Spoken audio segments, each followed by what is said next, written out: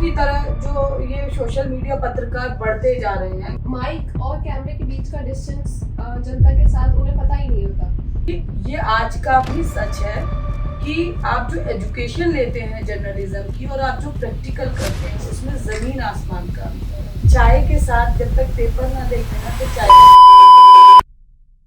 देखिए, इंटरनेट के इस युग में विश्वास की इच्छा ना करें। फीमेल्स के लिए बहुत इजी टारगेट रहता है कि कैरेक्टर असैसिनेशन करना। आज हमारे साथ मौजूद है पंजाब केसरी की सीनियर जर्नलिस्ट पूजा शर्मा। फरीदाबाद जिला प्रशासन द्वारा आज 7:50 से लेकर 8 बजे तक ब्लैकआउट मॉक ड्रिल की जा रही है। और देखिए, इस वक्त मैं सेक्टर 14 में यहाँ पर खड़ी हूँ। जी, कल बल्लभगढ़ के पार्षदों की मीटिंग थी और आज भी पार्षद बुलाए गए हैं। क्या एजेंडा रहा बैठक का?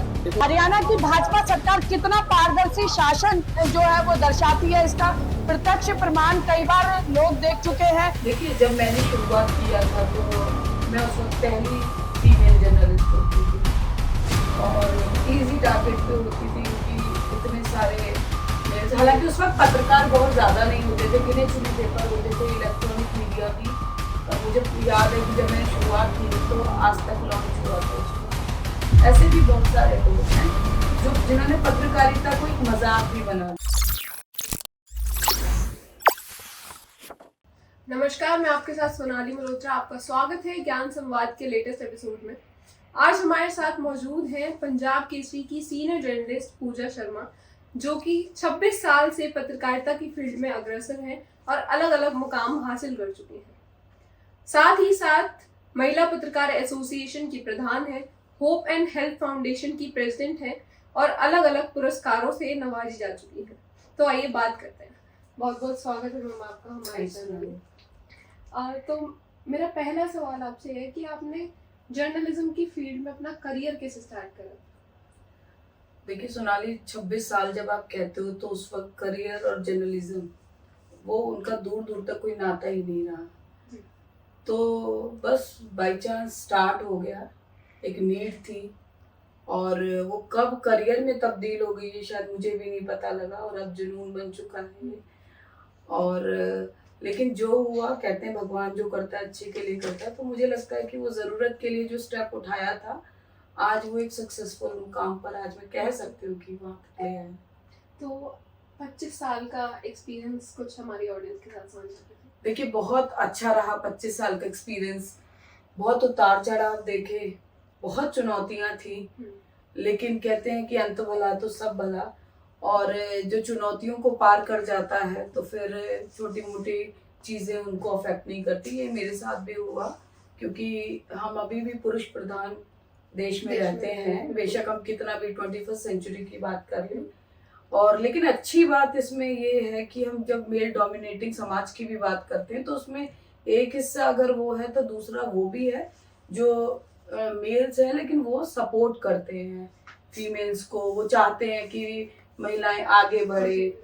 तो आज हम कह सकते हैं कि आज वो मेल डोमिनेटिंग वाली सिचुएशन नजर नहीं आती क्योंकि कहीं ना कहीं विमेन ऑलरेडी एम्पावर हो चुकी हैं और पुरुष भी अब ये समझ चुके हैं कि अगर हम एक और एक 11 बनकर काम करेंगे तो शायद और बेटर हो सकता है। तो बहुत अच्छा अनुभव रहा, बहुत कुछ मैंने कहा सीखा क्योंकि एक कहते हैं कि बार बार जब आप चुनौतियों से गुजरते हैं तो आप सख्त हो जाते हैं, आपको आपके अंदर इच्छा शक्ति इतनी स्ट्रांग हो जाती है कि फिर कुछ भी हो जाए आप उसको अचीव अगर एक बार करने की ठान लेते हैं तो वो पूरा हो जाता है। तो शायद मेरे साथ भी ऐसा हुआ है और मैं प्राउड से कह सकती हूँ कि मैंने अपने शहरवासियों के लिए कुछ करने के लिए पत्रकारिता की शुरुआत की थी और आज मैं अपने शहरवासियों के सुख में दुख में एक पत्रकार के तौर पर उनकी मदद के लिए 24 घंटे अवेलेबल हूँ। तो पत्रकारिता की फील्ड में आजकल जैसे हम देखें नए नए पत्रकार आ रहे हैं, तो मतलब मैंने खुद ये देखा है कि माइक और कैमरे के बीच का डिस्टेंस जनता के साथ उन्हें पता ही नहीं होता। मतलब जनता यहाँ पर है तो हमें माइक कहाँ सेटअप करना है या कैमरा कहाँ पर लगाना है, वो डिस्टेंस उन्हें मेंटेन अभी भी वो नहीं कर पाते हैं। तो इस बारे में आपका क्या? देखिए सोनाली, पहले मैं आपको करेक्ट करूंगी, आपने बोला कि नए नए पत्रकार आ रहे हैं जी। जब तक व्यक्ति सीखता नहीं है तब तक वो पत्रकार नहीं होता। युवा आ रहे हैं, हाँ, नए-नए युवा शौकिया आ रहे हैं, उनको लगता है कि ग्लैमरस फील्ड है, लाइमलाइट है, सब जगह रिस्पेक्ट मिलती है, एक अलग नजरों से देखा जाता है, क्योंकि पत्रकार को बुद्धिजीवी वर्ग कहा जाता है। तो उन सब के बीच में ऐसे भी युवा हैं, जैसा आपने बोला कि कुछ लोगों को नहीं पता होता, उनके पास मोबाइल है तो उन्होंने समझ लिया कि हम पत्रकार बन गए हैं। वो सोशल मीडिया है, वो उनको हम सोशल मीडिया नाम जो है वो देते हैं, उनको कहकर संबोधित करते हैं। पत्रकार जो होता है वो पत्रकार तभी कहलाता है। आज मैं अपने आप को आज भी सफल पत्रकार जो है मैं बनने के लिए और प्रयास करती हूँ, चाहे लोग मुझे कहें कि हाँ मैंने कुछ अचीव किया है, लेकिन मुझे लगता है मैं आज भी सीख रही हूँ। तो जो निरंतर जीवन पर्यंत सीखता है वही पत्रकार होता है। और निश्चित तौर पर युवा इस चकाचौंध को, और उनको लगता है कि ये फील्ड ऐसा है जहाँ आपको अगर आपके पास मोबाइल है और तो आपको एक अथॉरिटी मिल जाती है कहीं भी आने की जाने की, वो सही नहीं है, खासकर पत्रकारिता के लिए। क्योंकि लोग जो दिखता है कि भाई एंकर और रिपोर्टर ही सब कुछ है। देखिए मैं आपको ये इस बारे में बड़ा दिलचस्प बताती हूँ कि जब शुरुआत हुई थी जब पत्रकारिता, क्योंकि जब मैंने शुरू की थी तब ये बीजेएमसी वगैरह ये कोर्सेज नहीं होते थे। बहुत टाइम बाद उस वक्त जो है मास्टर्स होती थी, एमए एमएमसी मैंने भी किया हुआ है, मैंने एमबीए किया हुआ है सेल्स एंड मार्केटिंग में। तो उस वक्त ये बीजेएमसी या इस तरह का कोर्स नहीं होता था, कुछ प्राइवेट कोर्सेज होते थे साउथ एक्स वगैरह में। तो बच्चियां और युवा वहां से कर आ जाते थे। तो जब हम उनसे पूछते थे कि क्या एम है, तो उनको ये लगता था कि अब वहां से कोर्स किया और उसके बाद वो टीवी पर दिखाई देंगे और या फिर वो माइक पकड़कर और फील्ड में नजर आएंगे। बट वो वहां तक पहुंच ही नहीं पाते थे, क्योंकि ये आज का भी सच है कि आप जो एजुकेशन लेते हैं जर्नलिज्म की और आप जो प्रैक्टिकल करते हैं उसमें जमीन आसमान का अंतर है। जिस वक्त मैंने शुरू किया उस वक्त इस तरह की कोई एजुकेशन नहीं होती थी जर्नलिज्म की, लेकिन मेरे पास प्रैक्टिकल नॉलेज बहुत ज्यादा थी। यानी मैंने पहले सीखा, प्रैक्टिकल नॉलेज ली और उसके बाद पढ़ाई की। तो बहुत जरूरी होता है कि आप जमीन पर उतरकर पत्रकारिता सीखें, अपनी कमियों को पहचानें, उस पर काम करें। आपको अपनी कमजोरी स्वीकारनी आनी चाहिए, तो आप पत्रकार हैं। आज भी मैं अपनी खबरें देखती हूँ तो खुद को ही डांट लगाती हूँ कि भाई इसमें मेरा फ्लो कैसा है, इसमें मैं थोड़ी लाउड हो गई, उसके पीछे क्या रीजन रहा। तो हम हर दिन सीखते हैं। तो बहुत जरूरी है युवाओं के लिए कि लर्नर बने, एक बहुत अच्छा फील्ड में काम करने का जो अनुभव है उसे जरूर गेन करें। ये ना सोचे, देखिए मैं हमेशा न्यू कमर्स से एक बात कहती हूँ कि आप बचपन से लेकर 12th तक स्कूल में पढ़ते हैं, उसके बाद ग्रेजुएशन करते हैं, आप अपनी लाइफ के पैसे देकर आप वहाँ सीखने जाते हैं और आप समझते हैं कि आप ग्रेजुएट करने के बाद आप जॉब पर लग जाएं। जो व्यक्ति आपको जॉब देगा, आपको पैसे देगा, वो आपको सिखाने पर टाइम वेस्ट नहीं करेगा। तो आप ये सोचिए कि चाहे आप 1 महीना, 2 महीना, 6 महीना, जब तक आपको नहीं लगे आपने कुछ सीखा है, तो आप ये मत जाइए कि मैंने ग्रेजुएशन कर लिया, किसी की मजबूरी है, घर चलाना है, अलग बात है। और घर चलाना है तो पेशा ऐसा चुनिए जिससे आप घर चला सकें। लेकिन ये फील्ड ऐसा है कि आपने अगर 15 साल अपनी लाइफ के 20 साल दिए हैं तो आप साल 2 साल और दीजिए। मतलब फील्ड का एक्सपीरियंस आप पैसे के लालच में मत पड़िए। अगर आप सीख गए तो फिर पैसा आपके पीछे भागेगा, और अगर आप बिना सीखे अगर आप जॉब पर लग जाते हैं तो फिर आपको जॉब के पीछे भागना पड़ेगा। तो न्यू एज मीडिया की बात करते हैं। न्यू एज मीडिया के अंदर डिजिटल मीडिया, सोशल मीडिया, ये सब आता है। और ओल्ड एज मीडिया की अगर हम बात करें तो न्यूज़पेपर, प्रिंट मीडिया, मैगजीन्स।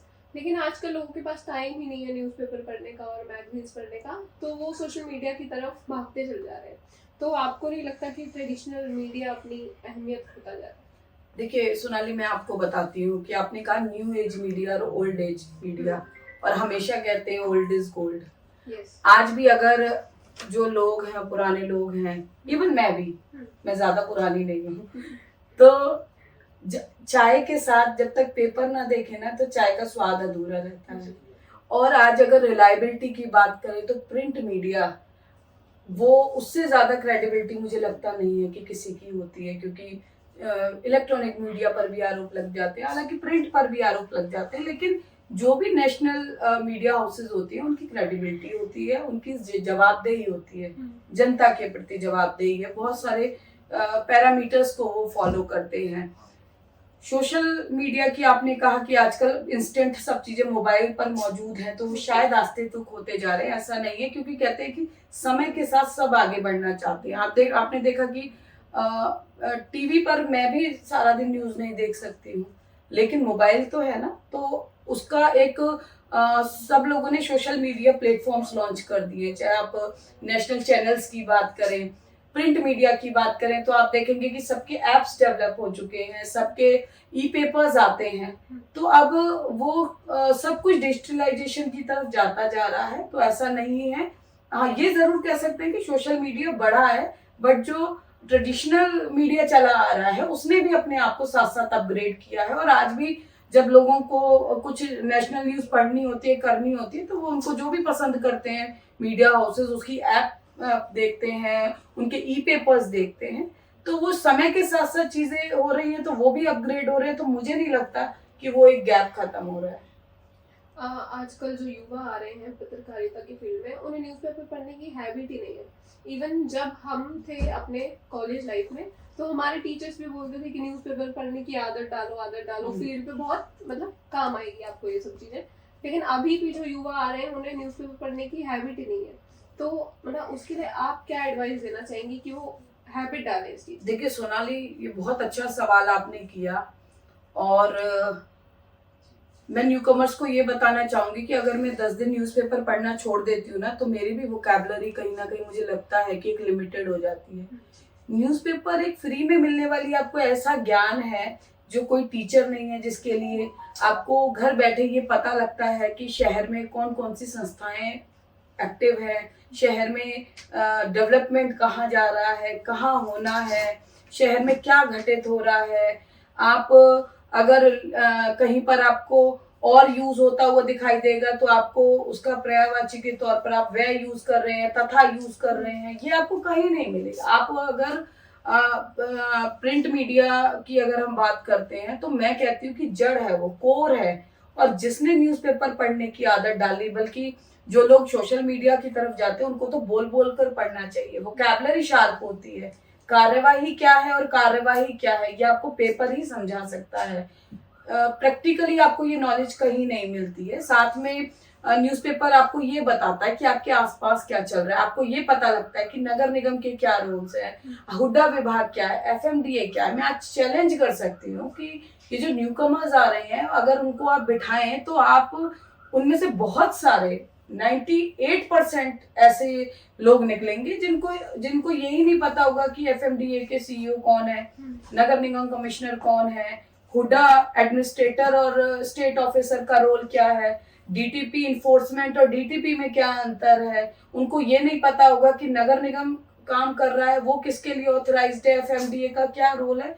ये बहुत जरूरी है, क्योंकि आप जब बोलते हैं ना पत्रकार बन के, तो पूरा समाज आप पर विश्वास करता है। और सही जानकारी देना, जब आपके पीछे पत्रकार शब्द जुड़ जाता है, तो आपका वो नैतिक कर्तव्य, मॉरल रिस्पॉन्सिबिलिटी जुड़ जाता है। यस, पत्रकारिता चौथा स्तंभ है हमारी डेमोक्रेसी का, और उन्हीं पत्रकारों को बोला जाता है कि वो बिके हुए हैं, या फिर जो पत्रकार है वो बाइज्ड होकर कंटेंट दिखाते हैं। तो इस बारे में आप क्या कहना चाहेंगे? देखिए, मैं यही कहना चाहूंगी, 5 उंगलियां एक बराबर नहीं होती हैं। नो डाउट कि इस तरह के आरोप लगते रहते हैं, लेकिन वो आरोप सारे ही सही हैं ऐसा भी नहीं होता है। देखिए, एक जगह पर मर्डर होता है, अगर हम जो पीड़ित पक्ष है और जो आरोपी है, 2 पक्ष होते हैं। अगर आप मर्डर लिखते हैं और आप लिखते हैं कि फलाने व्यक्ति पर आरोप लगे हैं, तो ये आप आरोपी पक्ष ये कहेगा कि भाई ये तो बिके हुए हैं, इन्होंने हमारे खिलाफ कर दिया, क्योंकि वो उस वक्त पेन में है। और अगर पीड़ित पक्ष के बारे में नहीं लिखते, हम लिखते हैं कि जी कि उसको अगर खोजी पत्रकारिता भी करते हैं कि षड्यंत्र था या जो भी था, तो शायद पीड़ित पक्ष को लगता है कि आरोपी पक्ष से साठगांठ हो गई होगी। तो पत्रकारिता को तो हमेशा कटघरे में खड़ा रखा ही जाता है। लेकिन नो डाउट ये भी, आप क्योंकि आपने कहा ना कि सोशल मीडिया आ गया है, जिसके पास मोबाइल है वो जो है पत्रकार बन जाता है, तो ये कुकुरमुत्तों की तरह जो ये सोशल मीडिया पत्रकार बढ़ते जा रहे हैं, मुझे हालांकि ऐसा नहीं कहना चाहिए, कोविड के बाद ज्यादा हुआ है ऐसा। कोविड के बाद नहीं, और हमारे पत्रकारों में कहते हैं कि जब जब चुनाव नजदीक आते हैं तो पत्रकार बढ़ जाते हैं, ऐसा भी है। और नए के अलावा भी जो बहुत सारे इसके पीछे कारण होते हैं, हालांकि सरकार इस पर काम कर रही है कि क्योंकि बहुत ही विश्वसनीय ये स्तंभ कहा जाता है, तो उसकी विश्वसनीयता बनी रहे, विश्वास लोगों का जमा रहे, इस पे काम कर रहे हैं। लेकिन जिस तरह से एक पक्ष रखा जाता है और उस पक्ष को पता लगता है कि अगर कोई नेशनल मीडिया में उसकी रिस्पॉन्सिबल, वो चाहकर भी नहीं उस चीज को कर पाता है। अगर किसी की बायसनेस दिखानी है तो वो जो मालिक होते हैं चैनल के और उन पर निर्भर करता है। और देखिए, मैं बिल्कुल सच बोलूंगी क्योंकि मैं सच के लिए यहाँ पर बोर्ड पत्रकारिता के लिए जानी जाती हूँ कि मैं निष्पक्ष तरीके से बात रखती हूँ। संस्थान भी पानी से नहीं चलते हैं, सरकार की तरफ से विज्ञापन भी मिलते होंगे, विपक्ष की तरफ से भी विज्ञापन मिलते हैं, लेकिन आज भी ऐसे संस्थान मौजूद हैं जो निष्पक्ष तरीके से बात रखते हैं, बायस्ड नहीं है। देखिए, दो तरीके होते हैं। एक तरीका होता है कि हम ये बता दें कि भाई ये व्यक्ति फॉल्टी है, इसने सब कुछ किया है, उसको महिमा मंडित कर देते हैं। दूसरा है कि आप एक को महिमा मंडित कर रहे हैं लेकिन दूसरे का पक्ष भी रख रहे हैं, तो उसको आप नहीं कह सकते कि ये बिके हुए हैं। तो वो संस्थान को अपनी क्रेडिबिलिटी कैसे बनाए रखनी है, ये उनके हाथ में होते हैं। और 100 बातों की एक बात ये है कि आजकल जो जनता है बहुत जागरूक है, उसको सब समझ आता है। तो इसीलिए अब वो कोई कितना भी इस बात को कहे, आज भी लोग ऐसे हैं। पंजाब केसरी की अगर मैं बात करूं तो जो क्योंकि शहीदों का परिवार ये कहा जाता है, शहीदों का अखबार कहा जाता है, तो कई बार हम देखते हैं कि बहुत बुजुर्ग होते हैं, उनकी अलमारियां भरी पड़ी हुई हैं, वो इतना ज्यादा शौक है उनको पंजाब केसरी पढ़ने का क्योंकि उनका एक विश्वास जमा हुआ है। जिस दिन ये विश्वास टूटेगा तो शायद वो जो अलमारियां भरी पड़ी हैं वो शायद वो वहां ना नजर आए। तो क्रेडिबिलिटी जो है संस्थान के हाथ में होती है, और वो संस्थान कुछ ऐसे भी हैं जो उसको मेंटेन करते हैं। और मैंने कहा कि जैसे सब तरह के लोग होते हैं परिवार में, हर किसी का नेचर अलग होता है, तो ऐसा भी हो सकता है कि किसी का कोई सेल्फ इंटरेस्ट हो, मैं उस पर कोई कमेंट नहीं करना चाहूंगी। आप महिला पत्रकार एसोसिएशन की भी प्रधान हैं, तो महिला पत्रकार एसोसिएशन ने अब तक क्या क्या डेवलपमेंट्स कर ली हैं और महिला पत्रकारों को इससे क्या सपोर्ट मिलता है? देखिए, महिला पत्रकार शब्द जो है ना, मुझे लगता है कि जब महिला पत्रकार एसोसिएशन बनी, और क्योंकि आप भी फरीदाबाद से हो तो शायद आप भी इस बात से वाकिफ होंगे कि ये शब्द जो है महिला पत्रकार एसोसिएशन द्वारा ही दिया गया है कि महिला पत्रकार की अपनी आइडेंटिटी होती है। अदरवाइज क्या होता है कि पत्रकार हैं, और क्योंकि महिला पत्रकार जो हैं वो न्यू कमर्स बहुत ज्यादा आई पिछले कुछ सालों की अगर हम बात करें, तो वो लगातार ये प्रयास कर रही थी। लेकिन कहते हैं ना, जब हम मेल डोमिनेटिंग समाज की बात करते हैं तो एक जगह देना एक बहुत बड़ी बात होती है उनको। तो वो जगह मुझे लगता है कि हमारी महिला पत्रकार एसोसिएशन ने दी है। और महिला पत्रकारों के साथ में एक बहुत बड़ी समस्या जो आती थी, जिसके लिए हमने शुरुआत की, कि कई बार कई जगह पर हमने ऐसा सुना कि भाई उनके साथ अच्छा व्यवहार नहीं किया जाता, या उनको आगे नहीं बढ़ने दिया जाता, या उनको सिर्फ क्योंकि कहते हैं कि वो फीमेल फैक्टर की वजह से उनको साथ रखा जाता है। तो हमने उस दिशा में कदम आगे बढ़ाया कि जो आज अगर बात करें हमारी एसोसिएशन की, कई ऐसी महिला पत्रकार हैं जो केवल पहले पोर्टल्स में काम करती थी और एक बैकग्राउंड में रहकर काम करती थी, लेकिन आज वो मेन स्ट्रीम में नेशनल पेपर्स में काम करती हैं। और आज भी उनकी जो कमियां होती हैं वो मेरे से बात करती हैं, कहीं वो अटक जाती हैं करती हैं, तो उनको एक सपोर्ट मिली हुई है कि कहीं वो लैग करती हैं, उनको नहीं समझ आता है फील्ड में आगे बढ़ने के लिए, तो उस जिम्मेदारी को वो अपनी अच्छे से निभा सके, उसके लिए महिला पत्रकार एसोसिएशन हमेशा उनके साथ खड़ी रहती है। हम उनको करेक्ट भी करते हैं कि ये आपने आज ये अच्छा लिखा है, ये गलत लिखा है, आप इसको और बेटर कर सकते थे। तो मुझे लगता है कि ये एक अच्छी शुरुआत हुई है। और बाकी देखिए, चाहे महिला पत्रकार हो या पुरुष पत्रकार हो, आपकी सीखने की इच्छा शक्ति पर निर्भर करता है। कोई भी संस्था तभी आगे आपके लिए कुछ कर सकती है जब आगे आके आप सहयोग मांगोगे। तो जरूरी है। और मैं सभी महिला पत्रकार, चाहे वो हमारी एसोसिएशन की मेंबर हैं नहीं है, लेकिन महिला पत्रकार एसोसिएशन मतलब महिला पत्रकारों की, किसी को भी मेरा जो अनुभव रहा है उस अनुभव का कभी लाभ उठाना चाहते हैं, आपको सीखना चाहते हैं, आपको नहीं समझ आ रहा है, तो हमारे को कभी भी वो किसी भी वक्त संपर्क कर सकते हैं बिना झिझक। बिल्कुल बिल्कुल। मीडिया वॉरफेयर की अगर हम बात करें तो इंफॉर्मेशन का पहाड़ है, हर तरफ इंफॉर्मेशन फैली हुई है। तो ये जनता कैसे पता लगा सकती है कि कौन सी इंफॉर्मेशन सही है और स्पष्ट है? देखिए, इंटरनेट के इस युग में विश्वास की इच्छा ना करें, ये मैं विश्वास करती हूँ इस बात पे, क्योंकि वहाँ कोई पैरामीटर नहीं है। हालांकि कोशिश बहुत की जाती है, लेकिन वो कोशिश और बैन तब लगते हैं जब बहुत कुछ घटित हो जाता है। तो इसलिए जरूरी है कि आप जो है वो कंटेंट देखें, वहां से देखें जिनकी क्रेडिबिलिटी है। नेशनल मीडिया है, चाहे वो प्रिंट है चाहे इलेक्ट्रॉनिक है, आज भी बहुत सारे, इवन मैं सोशल मीडिया की भी बात करूं, बहुत ऐसे सीनियर जर्नलिस्ट हैं जो आज सोशल मीडिया पर आ गए हैं। रवीश कुमार आप जानते हैं, और भी बहुत सारे हैं। हो सकता है कि किसी का कंटेंट आपको इन्फ्लुएंस लगे, लेकिन वो इन्फ्लुएंस्ड कंटेंट भी जो आपको देंगे वो उसमें कोई झूठ नहीं होगा। वो ये तो हो सकता है कि एक व्यक्ति को महिमा मंडित कर रहे हैं, लेकिन ऐसा नहीं है कि वो मैनिपुलेटेड महिमा मंडित कर रहे हैं, लेकिन वो एक पक्ष को ज्यादा दिखा रहे हैं, ये हो सकता है। तो और ऐसे भी बहुत सारे मीडिया हाउसेज हैं जो निष्पक्ष तरीके से काम करते हैं। तो आपको ये चयन करना आपके लिए बहुत जरूरी है कि आप उस कंटेंट को देख कहाँ रहे हैं, सुन कहाँ रहे हैं। और मुझे लगता है कि जो लोग आजकल इतनी अवेयरनेस है, तो लोग ये समझते हैं कि उन्हें क्या देखना और क्या सुनना चाहिए। बिल्कुल। तो फीमेल जर्नलिस्ट की बात करें, मतलब आप भी एक महिला हैं, तो आपने किन किन चैलेंजेस को फेस किया, मतलब अब और आपने जब शुरुआत की थी उस टाइम पर? देखिए, महिला के लिए ना, फीमेल होने के लिए, आप फीमेल हैं अगर आप, तो आप किसी भी फील्ड में चले जाइए, चैलेंजेस बहुत हैं। सबसे पहला चैलेंज आता है कि अगर आप कुछ अच्छा करते हैं, आप थोड़ा सा आप एक लेवल अप होते हैं, तो रिश्तेदारों को हजम नहीं होता है, पड़ोसियों को हजम नहीं होता है। और जर्नलिज्म फील्ड ऐसे है, कभी आना कभी जाना, किसी भी टाइम आना, ठीक है। उसके बाद जैसे मैं अपनी ही बात करूं, मैं शहर के इंडस्ट्रियलिस्ट हूँ, पॉलिटिशियन हूँ या एजुकेशनिस्ट हूँ, सब लोग मैक्सिमम मेल्स हैं, ट्रांजैक्शन मेल्स के साथ होती है।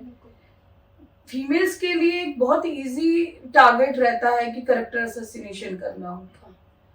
ये एक बहुत बड़ा, मुझे लगता है कि ऐसा बैरियर बनता है। कई बार कई ऐसी फीमेल्स ऐसी होती हैं जो उस चुनौती को नहीं पार कर पाती हैं। मतलब इजीली लोग एलिगेशंस लगा, बिल्कुल, आप अपने कैमरामैन के साथ जा रहे हैं और हो सकता है वो आपके भाई हो, आपसे उम्र में छोटे हो या कुछ है, आपकी पड़ोस की आंटी ने देख लिया तो उनको लगेगा भाई सोनाली आज जिस लड़के के साथ घूम रही है कल किसी और के साथ थी, 1 मिनट में कैरेक्टर असैसिनेशन हो गया। वो ये नहीं समझते कि हो सकता है ये सोनाली की जरूरत हो सकता है ये सोनाली ने इसका सपना बचपन से देखा हो।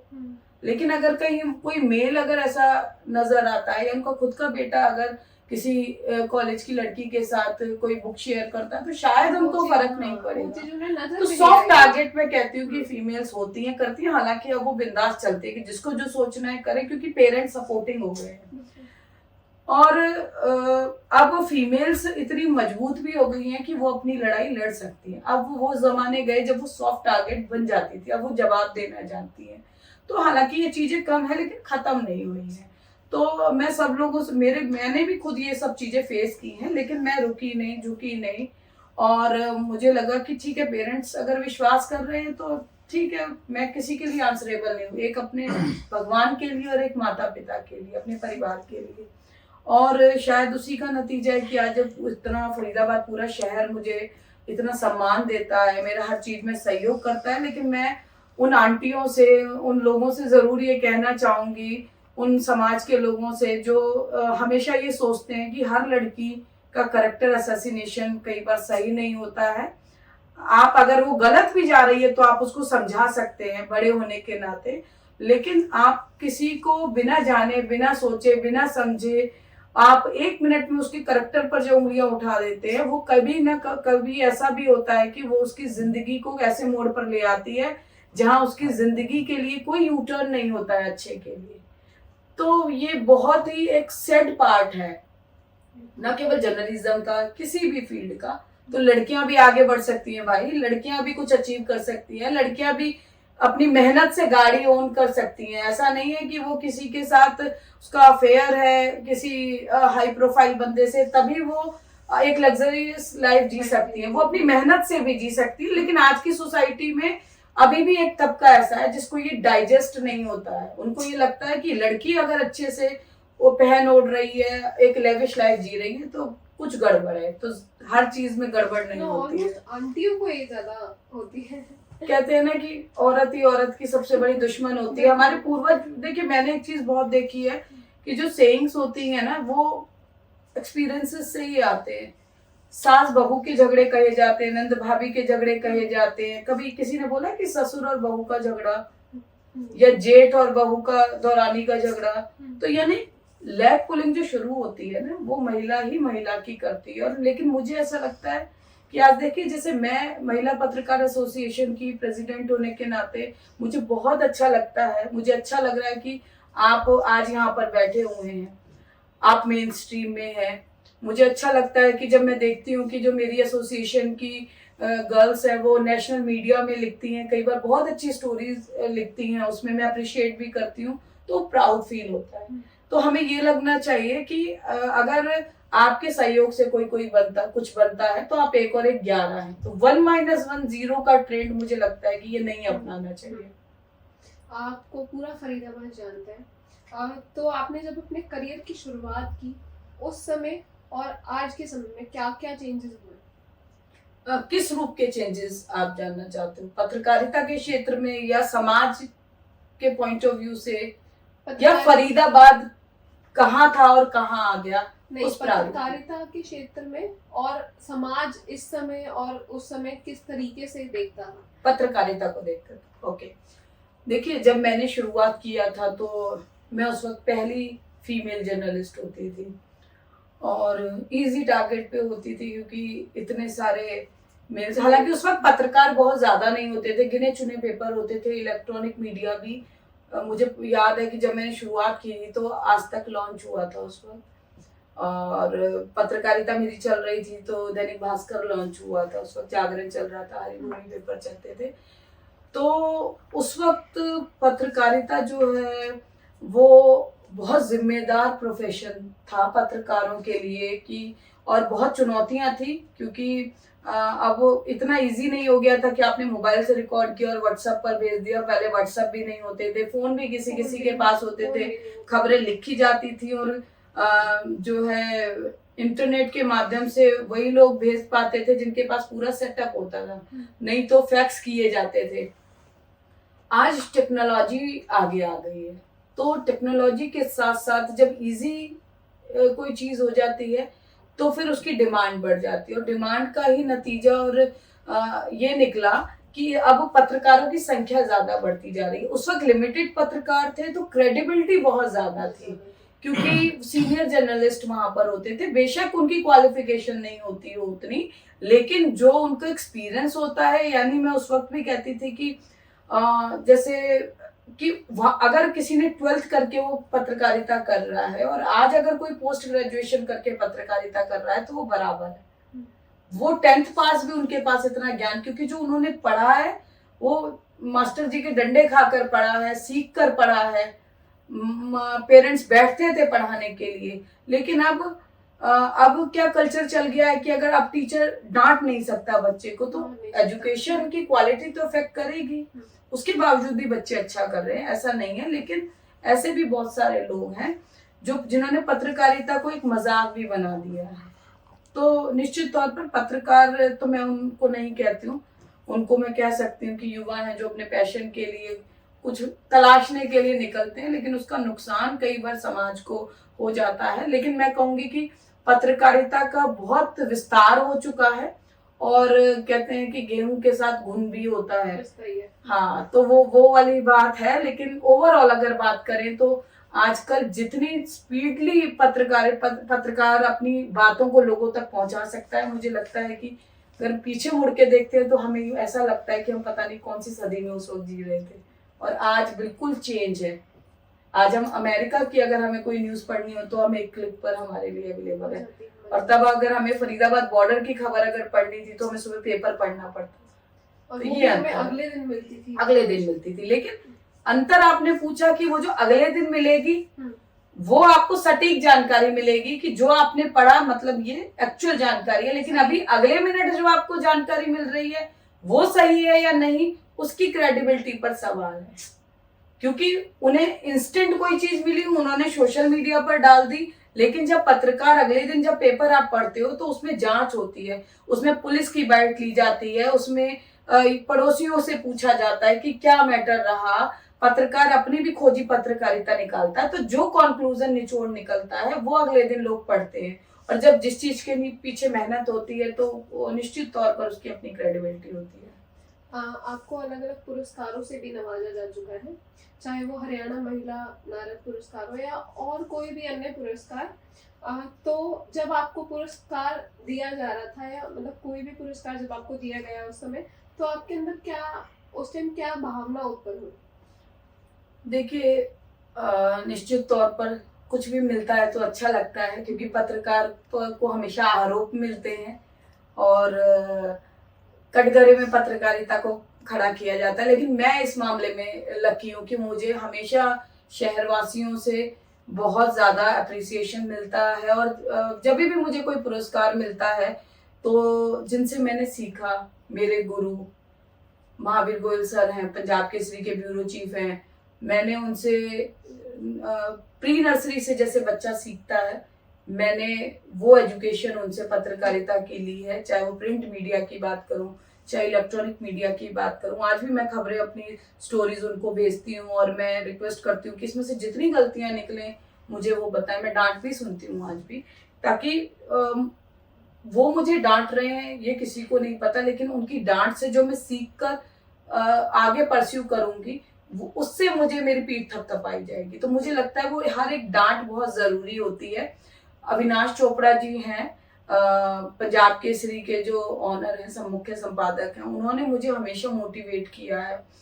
उनके लिए उनको मैं हमेशा थैंक्स करती हूँ।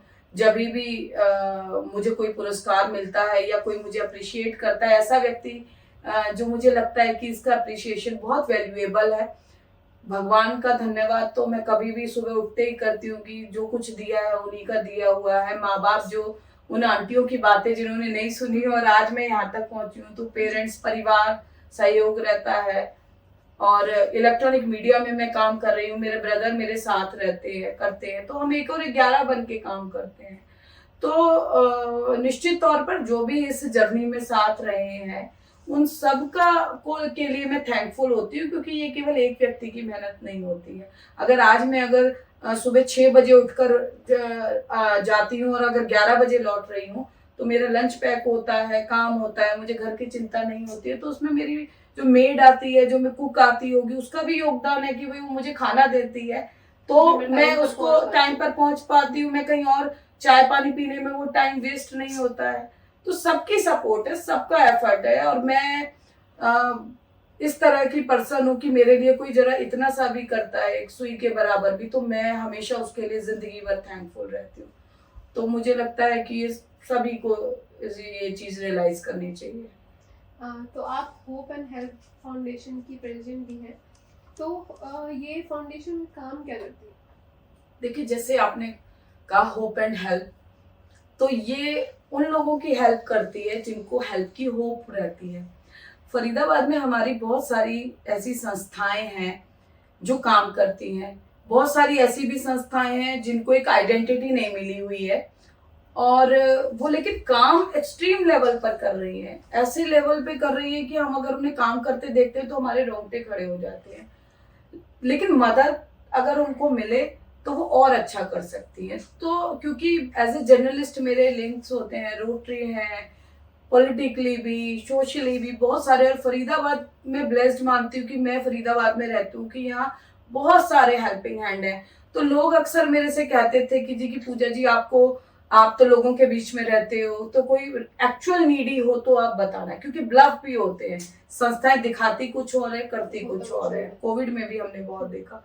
लेकिन क्योंकि हमें कोर पता होता है कि वो व्यक्ति बहुत अच्छा काम कर रहा है लेकिन उस पर संसाधन नहीं है, तो मैं hope and help foundation mediator बनती है उन लोगों के लिए जिनको हेल्प चाहिए, और ऐसे लोगों के लिए जो हेल्प करना चाहते हैं बट वो चाहते हैं कि सही जगह और जरूरतमंद को हेल्प करें। तो बेसिकली हम एक मीडिएटर की भूमिका निभाते हैं कि वो जो एक दान देने वाला है और दान लेने वाला है, उन दोनों को मिलाने का काम ये होप एंड हेल्प फाउंडेशन का रहता है। बाकी मैं बता दूं, स्ट्रे डॉग्स के लिए भी बहुत काम करते हैं, बुजुर्गों के लिए काम करते हैं।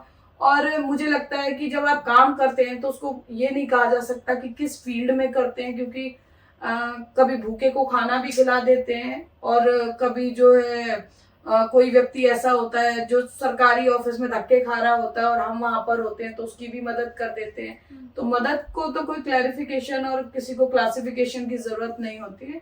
और मैं कभी भी ये भी, मुझे जो होप एंड हेल्प फाउंडेशन, हम काम तो बहुत सालों से कर रहे हैं, बट एक्चुअली जब कोविड का टाइम था तो हम फूड पैकेट्स ऐसी जगह डिस्ट्रीब्यूट करने जाते थे, मैं और शिवम हम लोग जाते थे, कवरेज के लिए जाते थे, कि जहां पर ना रेड क्रॉस पहुंच पा रही है, ना सरकार की तरफ से कुछ पहुंच पा रहा है, क्योंकि पता लगता है कि वो साइड में एक पिकेट बनी हुई है, वहां पर 2-3 फैमिलियां, 5 फैमिलियां यहाँ फंस गई हैं उनके पास, और वहां हमने ऐसी ऐसी जगह देखी वहां पर कि 6-6 दिन से लोगों के पास खाना नहीं पहुंचा है, वहां लोग मरने जैसी स्थिति हो गई है। तो हम क्या करते थे, हम संस्थाएं जो फूड पैकेट डिस्ट्रीब्यूट कर रही थी, किसी से 50 लिए, किसी से 100 लिए, जितनी हमारी कैपेसिटी थी, हम वो फूड पैकेट जाके उनको डिस्ट्रीब्यूट करते थे जाके, कि भाई हमें पता है कि ये 10 लोग यहाँ रहते हैं, ये एक्चुअल भूखे हैं, ऐसा नहीं है कि यहाँ से भी मिला रख लिया, वहां से भी मिला, ये उन लोगों में से नहीं है। दूसरा, उस वक्त एक पुलिस ने बहुत अप्रिशिएबल काम किया था। हमने देखा ऐसे लोग जो सड़कों पर 24-24 घंटे ड्यूटी दे रहे हैं, उनके पास खाना बनाने के लिए समय नहीं है, कंटिन्यूटी में कई कई दिन तक काम कर रहे हैं। वो रात को भी, क्योंकि लॉकडाउन लगा हुआ था तो गश्त करनी पड़ती थी, कई पुलिस वाले छुट्टी पर थे, जो कई लोग फंस भी गए थे। तो हमने उनका भी कोशिश करी कि जितना हम कर पाते थे, हम फूड पैकेट्स जहाँ हमें लगता था कि इस तरह की जरूरत है, हम उन लोगों को भी देते थे। क्योंकि देखिए, मैं अगर लोगों के लिए काम कर रही हूँ तो मुझे भी सपोर्ट की जरूरत हो सकती है। तो ऐसे, चाहे वो शासन के लोग हों, प्रशासन के लोग हों, या जो भी लोग हमारे लिए लगे रहते हैं, चाहे वो डॉक्टर्स हैं, उनको भी जरूरत होती है सपोर्ट की। हम लोग केवल जो है लेने वाले ना बने सपोर्ट, हमें जहां हम जितना कर सकते करना चाहिए। तो उस वक्त जब हम ये काम कर रहे थे तो उस वक्त मुझे कई ऑफर ऐसे आए, कंपनीज थी जो हमारी मदद करना चाहती थी, बट उनको था कि भाई आपका एक नाम होना चाहिए, कंपनी डिटेल्स भेज दो, कर दो। तो हमने कहा कि हम तो कभी ये सोच के ही नहीं किया कि भाई हमें इसका कोई किसी और से लाभ लेना है, जितना हम पे सक्षम है इधर से लिया उधर दे दिया, वही काम रहता था। तो फिर हमने शुरुआत की। मुझे फरीदाबाद के ही एक बहुत रिनाउंड पर्सनालिटी है, उन्होंने बोला कि आप बहुत अच्छा काम करते हो, लेकिन इसको एक बेच दो आप। हमने होप एंड हेल्प की वहाँ से शुरुआत की, और मुझे लगता है कि जिस चीज़ के साथ हमने शुरुआत की हम उसको कंटिन्यू कर रहे हैं। और हम रोटरी के साथ मिलकर भी काम करते हैं, रोटरी क्लब NIT के साथ, और भी संस्थाएं हैं जिनके साथ हम मिलकर काम करते हैं। और हमारा हमेशा ये प्रयास रहता है कि जो हमारे तक व्यक्ति आए, और अभी तक जितना भी हमने किया है, कि हम एक हेल्पिंग हैंड बनना चाहते थे लोगों की, और हम हेल्पिंग हैंड बनने की दिशा में मैं कह सकती हूँ कि हम सफल हैं, क्योंकि लोग हम पर विश्वास करते हैं कि अगर हमने किसी चीज को रिकमेंड किया है तो वो ब्लफ नहीं हो सकता है। बिल्कुल। जो पत्रकारिता की फील्ड में बच्चे आ रहे हैं, उनको पहले ही फील्ड पर आने से पहले उन्हें क्या क्या चीजें सीखने की आवश्यकता है? देखिए, जो स्कूल कॉलेज से निकलते हैं, सबसे पहले वो थोड़ा सा अपना पेशेंस लेवल बढ़ाएं। उनको साल नहीं तो 6 महीने, और अगर किसी की उसको, देखिए मैं ये नहीं कहती हूँ कि आपको 6 महीने ही चाहिए।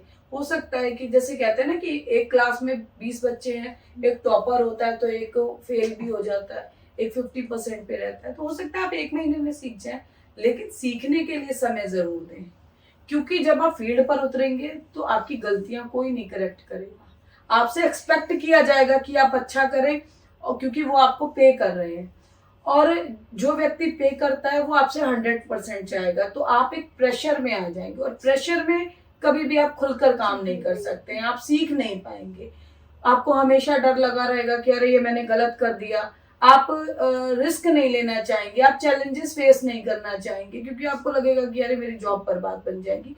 थोड़ा सा समय दीजिए, इतने साल अगर स्कूल को कॉलेज को दिए हैं तो आप ये समझ लीजिए कि आपने इंटर्नशिप कर ली है, इसलिए कई कॉलेजेस कर देते भी हैं इंटर्नशिप, लेकिन उसका भी प्रारूप सोशल मीडिया ने बदल दिया है कि आप किसी पोर्टल्स में आपको 10,000 रुपए दिए उन्होंने और आप उनके साथ लग गए, लेकिन वो 10,000 रुपए आपके करियर पर भारी पड़ जाएंगे, ये मैं आपको एफिडेविट दे सकती हूँ। क्योंकि जहां आप जा रहे हो क्या वो पत्रकार है, जहां आप जा रहे हो क्या वो आपको सिखा पाएंगे, क्या आपकी गलतियों को पॉइंट आउट कर पाएंगे, ये आपके पास जरूरी है। और ये भी जरूरी है कि आप कहाँ सीखने जा रहे हो, उनकी नॉलेज का लेवल क्या है। तो सही मेंटर का चयन करना बहुत जरूरी है, सही जगह पर जाना बहुत जरूरी है। केवल शो ऑफ के लिए पत्रकारिता को बिल्कुल ना चुने। अगर आप समाज के लिए कुछ करना चाहते हैं, परिवार के लिए कुछ करना चाहते हैं, तो एक पैटर्न है, उस पैटर्न को आप फॉलो कीजिए। और मैं दावे के साथ कह सकती हूँ कि जब आप मेहनत करेंगे, जब आप सीख कर पत्रकारिता में आएंगे, तो फिर आपको कोई आगे बढ़ने से नहीं रोक सकता। आज वो है, आप पत्रकारिता में आपने साल 2 साल काम किया, आजकल कंपनीज में जो है मीडिया के लिए पोस्ट होती हैं, स्कूल कॉलेजेस यूनिवर्सिटी में होती हैं, पहले तो स्कोप ही नहीं होता था। अगर आपने जर्नलिज्म कोर्स किया है तो आप न्यूज़पेपर में जा सकते थे, फिर इलेक्ट्रॉनिक मीडिया है तो आप वहां जा सकते थे, जिस ट्रेड में भी आपने पत्रकारिता का कोर्स किया है। लेकिन अब तो आप कहीं पर भी जो है मीडिया कोऑर्डिनेटर की बड़े बड़े इंस्टीट्यूट्स में, बड़ी बड़ी यूनिवर्सिटीज में, कॉलेजेस में, जितने भी मेरे को लगता है स्कूल्स हैं, सब में मीडिया मैनेजमेंट होता है और सबके लिए उसमें पीआर की पोस्ट होती है। तो बहुत सारे स्कोप्स खुल गए हैं, और ये स्कोप्स आपको तभी एक अच्छे मुकाम पर ले जा सकते हैं जब आप सीख कर आगे बढ़ते हैं, बजाय इसके कि आप शॉर्टकट लेकर आगे बढ़े। मेरा आखिरी सवाल है मैम आपसे, जो बच्चे आना चाहते हैं मतलब उन्हें क्या क्या सतर्कता बरतनी चाहिए? देखिए, सतर्कता आज के टाइम पर कि दिखावे पर ना जाएं, अपनी अकल लगाएं, ये बहुत जरूरी है।